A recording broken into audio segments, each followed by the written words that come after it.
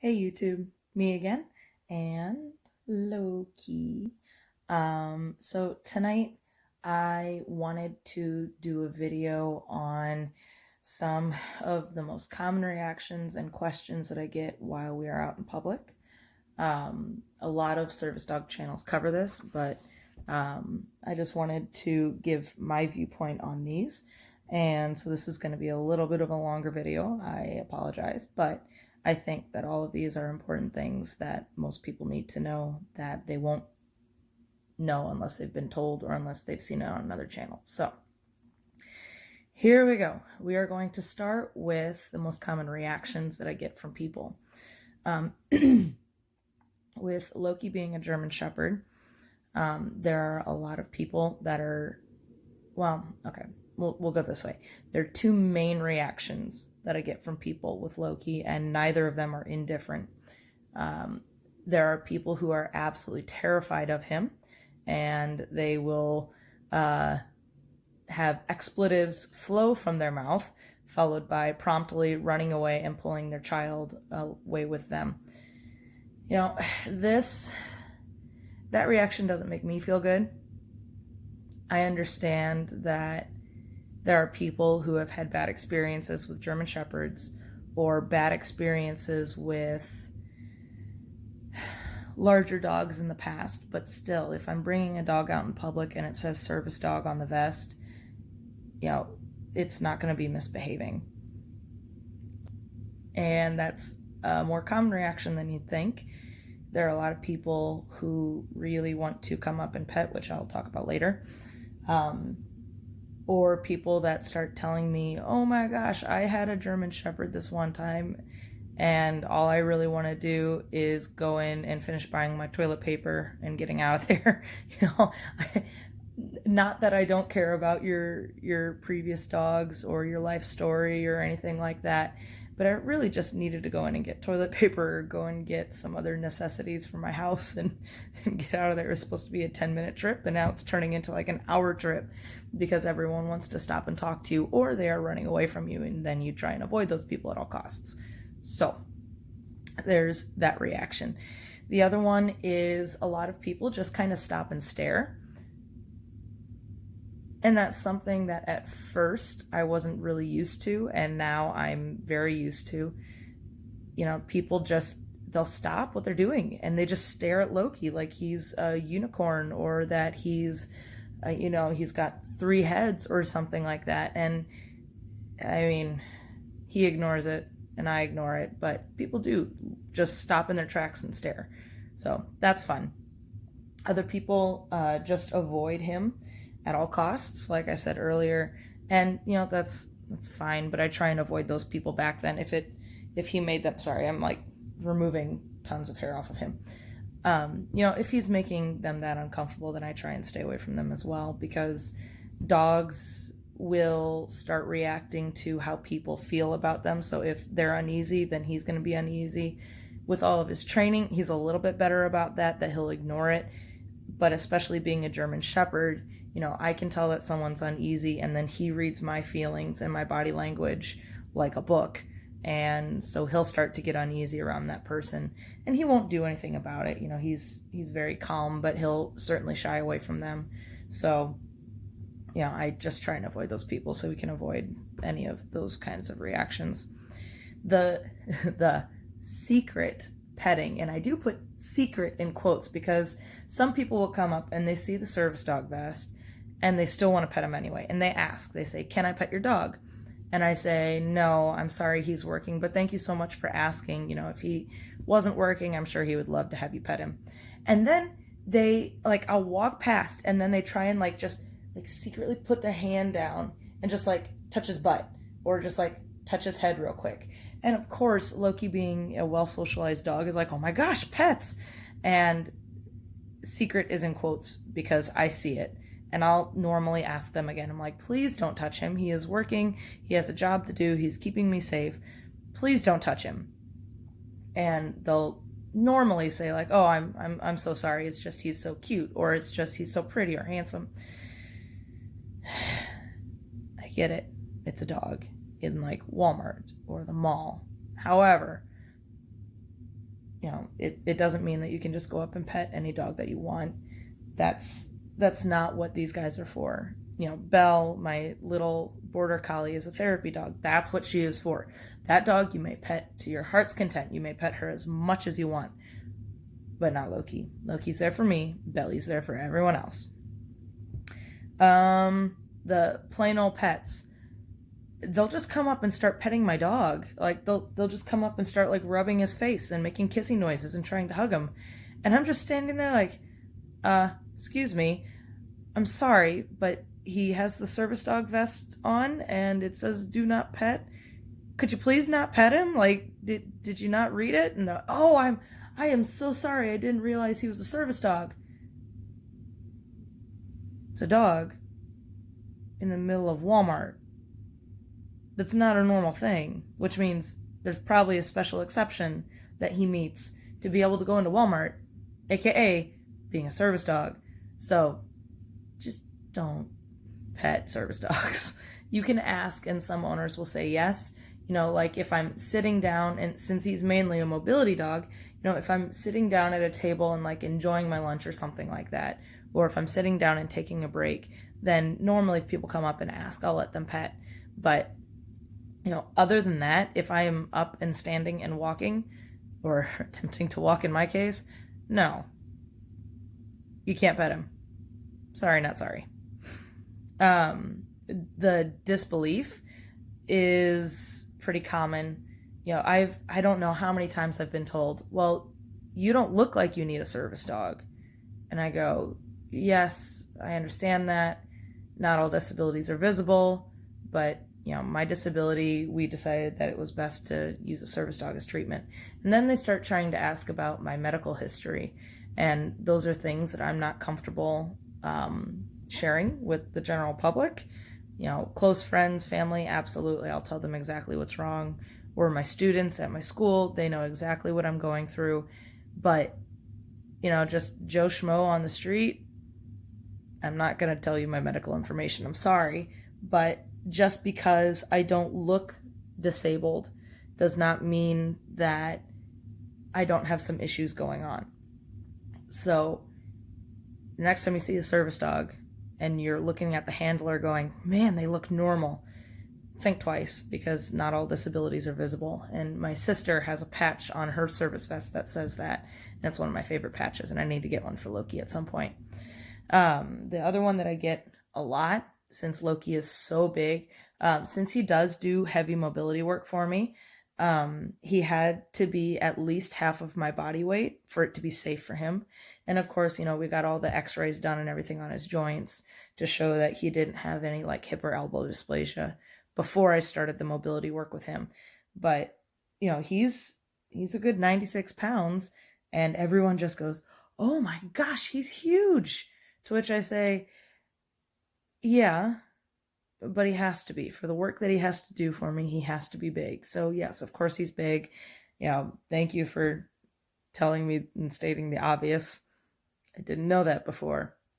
Other thing that we get a lot, and especially when I go out with other service dog handlers in the area, we get oohs and ahs, just people gasping and not believing that they see a dog there. Double takes are very common. And the most common one that I get is someone coming up and going, oh my gosh, she's so beautiful. And they don't touch. They're just talking to me. I just wasn't expecting him to come up and start talking to me. And then they tell me the story of their old dog that they had. And it doesn't even have to be a German Shepherd. It could be a Golden Retriever, or maybe it was a Lab, or maybe a Rottweiler, or anything. Or maybe their neighbor's dog that they just really, really liked. And then they tell me that that it was the best dog ever, and oh my gosh, I needed training on him and I didn't get it, or whatever. Again, like I said earlier, it's not that I don't care about you or your dog. I believe that it was a wonderful dog, and I believe that it meant a lot to you and your family, but I'm there to get my shopping done. And while I love meeting new people because I have Loki, and because people think that it means that I'm able to be talked to very easily. And there are times that I do indulge their conversations, Other times I don't. Other times I just say, I am so sorry for your loss, or I'm so glad that you have a wonderful dog, but I really need to get going. I have a schedule to keep, and, or maybe it's close to his feeding time, or I'll generally come up with some kind of excuse to get out of there. But, again, it's not that I don't care about them and their dogs. Of course I do, but there are times when I don't really want to be social and I just want to get my shopping done. So, moving on from reactions, sorry, I'm readjusting myself, cramping up. Moving on from general reactions from most adults, the reactions I get from kids are unexpected. Put it that way. I know that the students at my school that I teach at are well versed in how to react to a service dog. They know not to make kissy noises. They know not to make eye contact. They know not to touch the dog. They know they can ask to touch the dog. They can ask the owner or the handler, and the answer is probably going to be no. But they know that they can ask and not just run up and touch. So I was traveling down to Texas to visit my mom, and we went into a Subway on the way down there. And this little girl, she couldn't have been more than 5 or 6 years old, comes running up to Loki and just throws her arms around his neck and buries her face in his neck. Now, Loki loves kids, so that wasn't an issue for him, but it was an issue for me because all of a sudden he's distracted. He's not paying attention to me. What if my disability acts up? And so I'm telling the girl, I'm like, honey, you can't do this. You can't just walk up to a random dog. What if he wasn't friendly? Of course, again, he's very friendly, but like, you don't know this dog. Would you please ask before you pet? And she was not listening to me. She just kept petting him and kept hugging him. And he was starting to back up because he was like, this is too close. This is too much. And, I was looking at the mom who was standing right behind me. I'm like, hi, can you grab your daughter and just keep her away from Loki? He's working and this is very distracting for him. Please, don't let your daughter hang on him like this. And she didn't do anything about it. So we ended up leaving that Subway and going to a different one further down the road. And because she just wouldn't leave him alone. Eventually we went up, we got our sandwiches, and we started to order, and she just kept coming up to us. So we're like, we're just going somewhere else. So we ended up going to a different restaurant where there wasn't a kid who just ran up to him and started hanging all over him.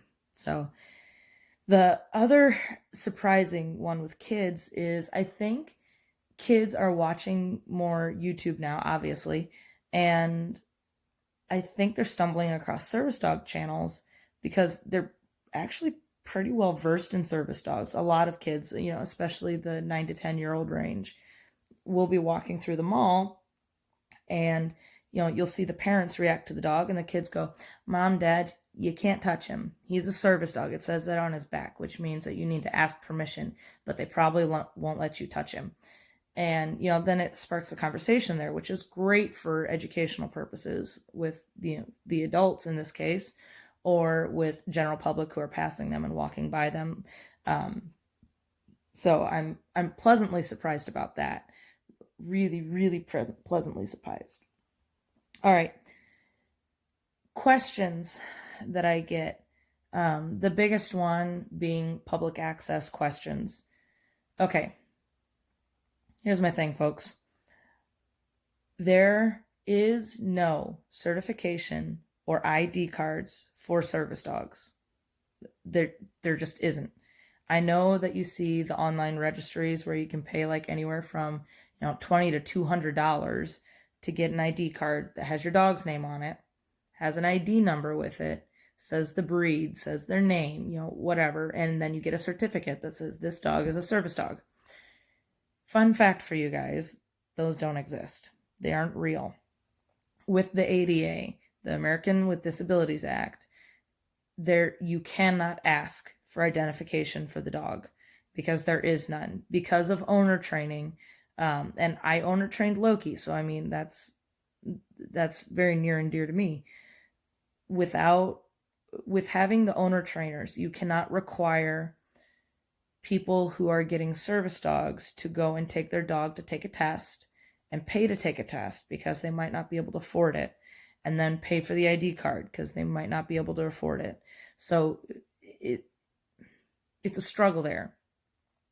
And there are people who are bringing their pets out into public who are not trained service dogs that have these ID cards, and that makes life so much difficult for us, so much more difficult. There we go, proper English.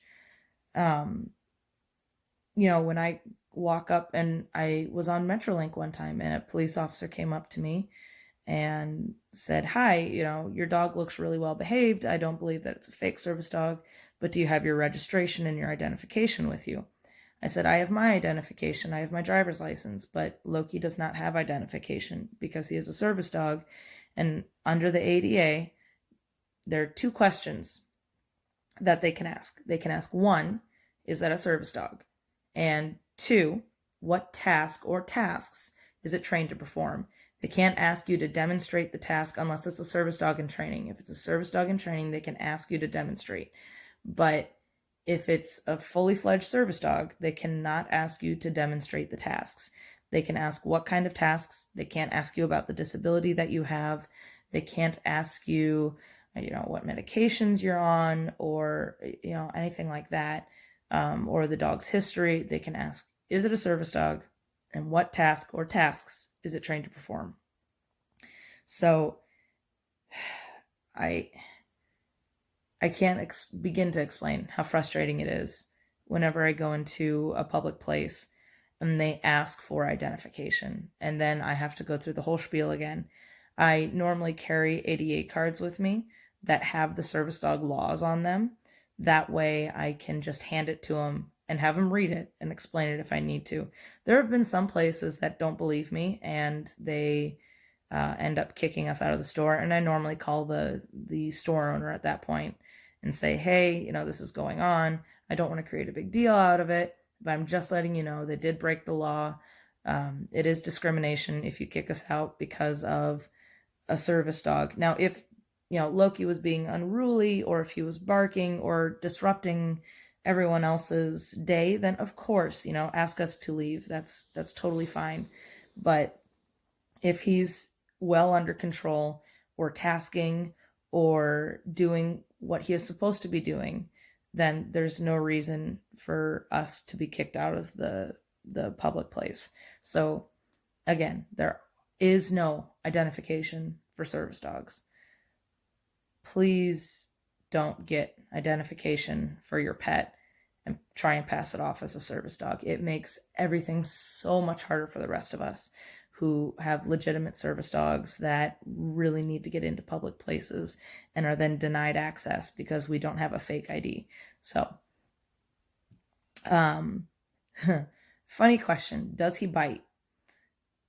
I've been asked that so many times. Out round the corner, people will start talking to me about him, and they go, "Does he bite?" And my response to that is normally, "I don't know. Do you want to put your hand in his mouth and find out?" Or my other answer is, every dog bites.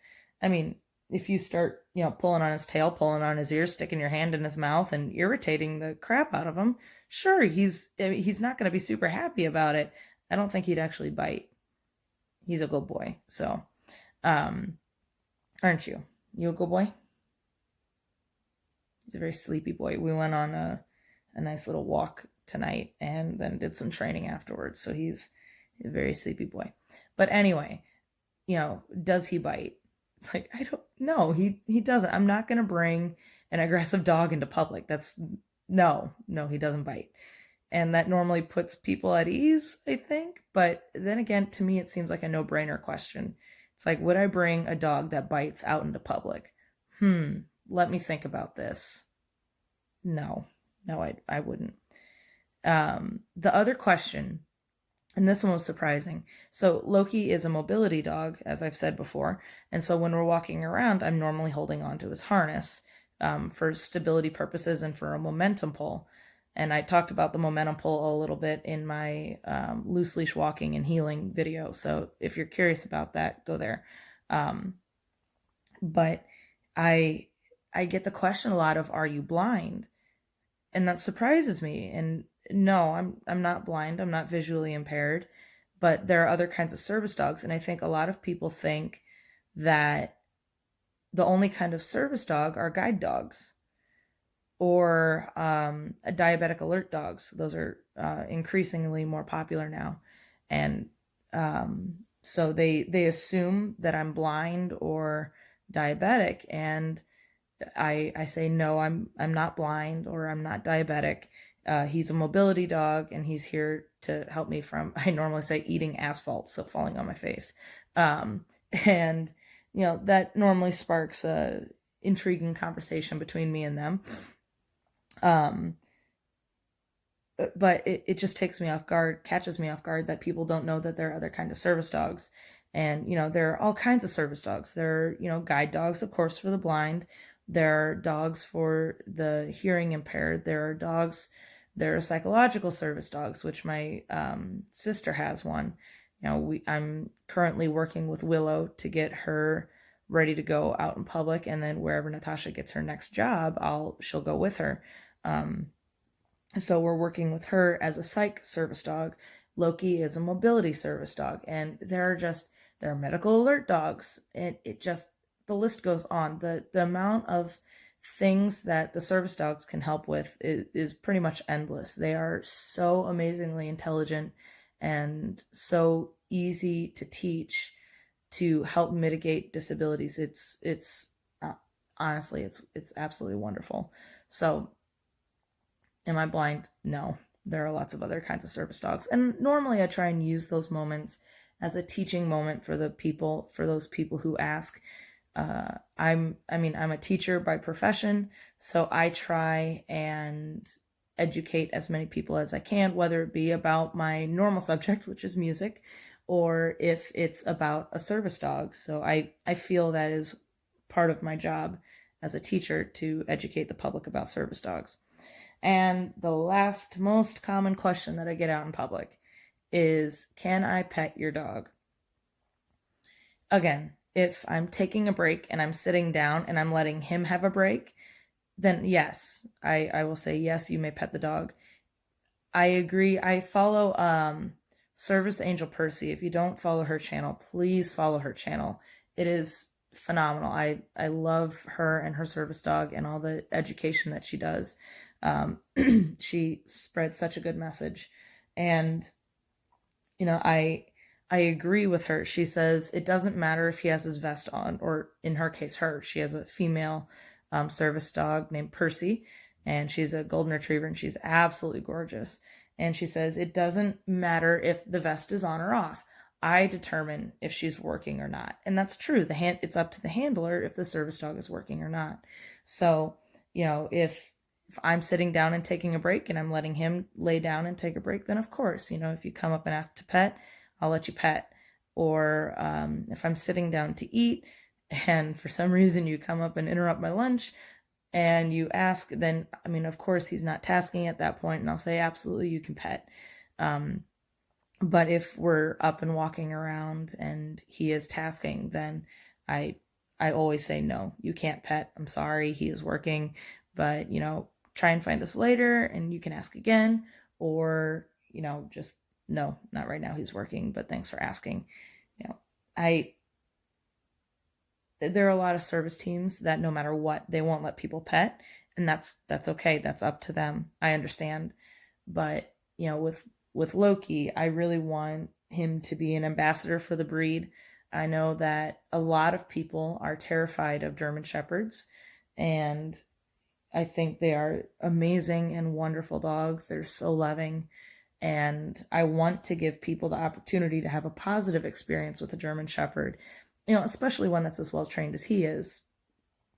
And I think that's part of my job as a handler, to educate people not only on service dogs, but also on the breed that I have. So, yeah, we try and do as much breed advocacy as we can on this. Not that we're not entirely sure on his breeding. He is a shelter dog, so he might be, Shepherd and Mastiff or Shepherd and Great Dane. I actually wouldn't doubt the Great Dane. He's pretty tall, but off track. But I try and give people a positive experience with the German Shepherd instead of a negative experience, or, maybe give them a chance to change their mind on the negative connotations that German Shepherds seem to have, but only if I say that it's okay, and only if he's not working. So yeah, that's been my video on the most common reactions and questions from public. If there's a question that I didn't answer, feel free to leave it in the comments below. I'd love to answer it for you. And I hope you learned something from this. And I hope you can spread the word especially about the identification and about proper service dog etiquette to those that you know. And I will see you guys in the next video. Have a good night. Bye.